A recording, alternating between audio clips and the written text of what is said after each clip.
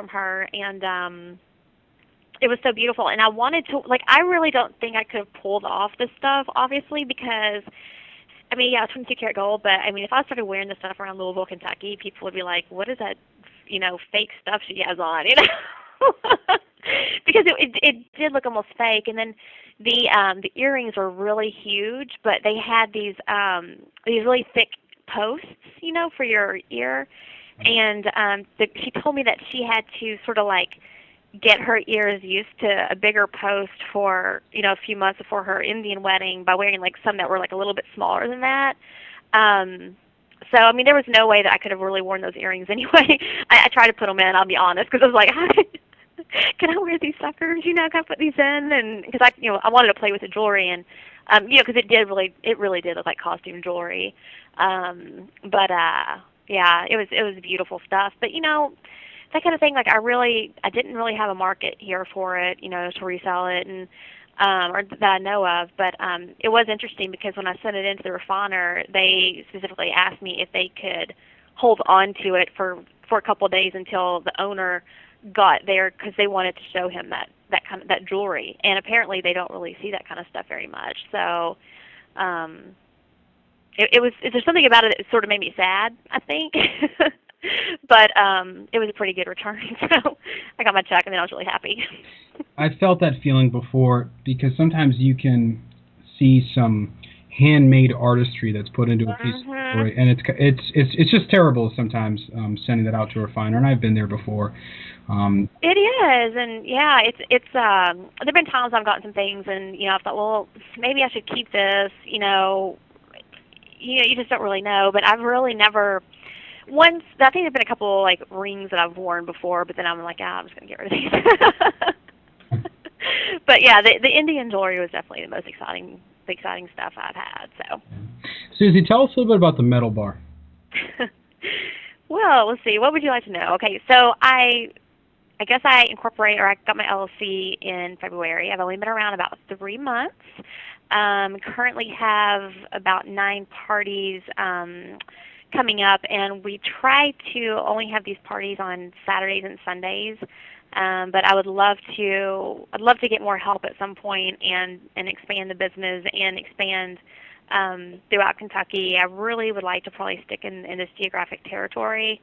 I'm looking to collaborate, particularly with people who do home-based businesses, and also people who might be a part of apartment communities. I'm thinking that maybe apartment communities might be a good way to sort of it might be good I guess companies to collaborate with, to help out their tenants with maybe the rent, and it might be a good way to advertise as well. So that's just a little bit about the metal bar. I'm a single proprietor. I own it myself, and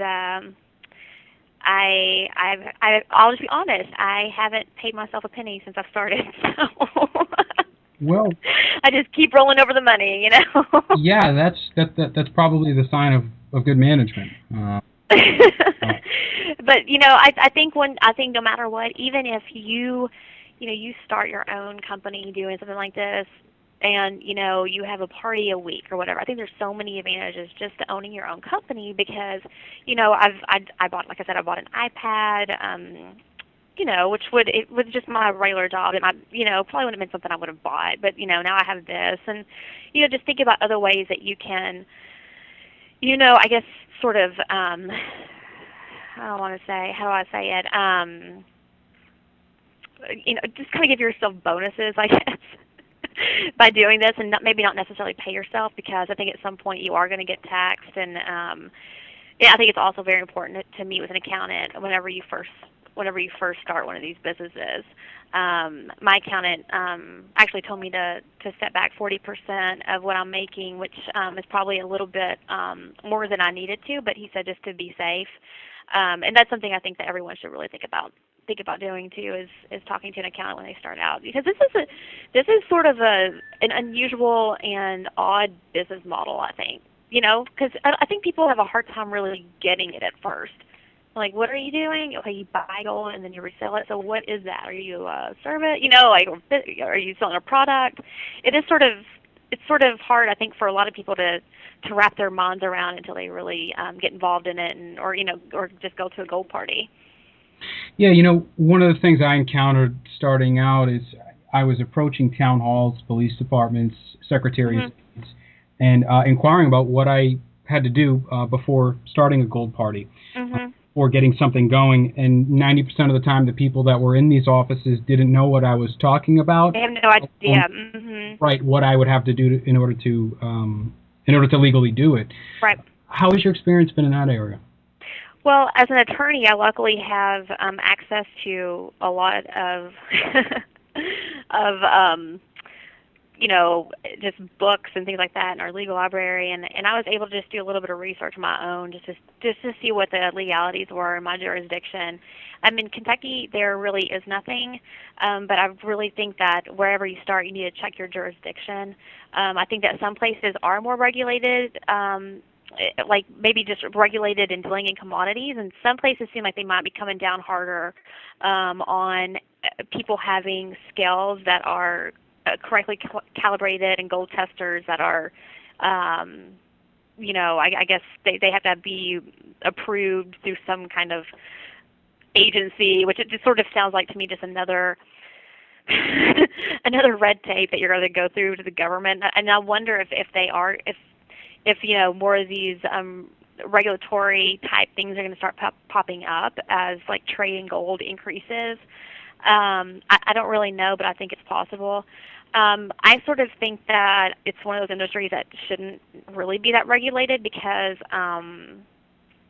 if you offer someone a price for their gold and they're ecstatic about it and they accept it, then to me that's a fair deal. So, but I do suggest anyone is getting into this just to make sure that they check their own their own laws. That's a big deal because obviously you don't want to get in trouble. I didn't check any I didn't check any other jurisdictions other than Kentucky, so I can't advise on or say anything about any other ones. Mm-hmm. What is it down in? Are you in? Where are you, Tech? Are you in Boston or Florida? Yeah, I'm up in Framingham, Massachusetts. Okay. I don't know why it's not Florida for some reason. Okay. Yeah. Do you know what? Are they? Is it very regulated there? Well, it really depends more on the town. Some towns, Okay. they're just fine. Say, hey, call the police if you have any trouble. Whereas there's the person to get a peddler's license, hawker's license, and this kind of thing before they can start looking into that area. But Susie, what could you recommend for a person expanding their party book, let's say their book of business, in terms of qualifying the people that they're doing the parties with and getting a positive feel and kind of feeling them out before showing up with cash and this kind of thing? Yeah, that's sort of a safety issue, I think. I've done parties in public places, and that's what I prefer. Or that's what I prefer to do. I just feel safer that way. But I do go to people's homes and have parties. I know this might sound a little like I'm stereotyping a bit, but I like working with people who are connected.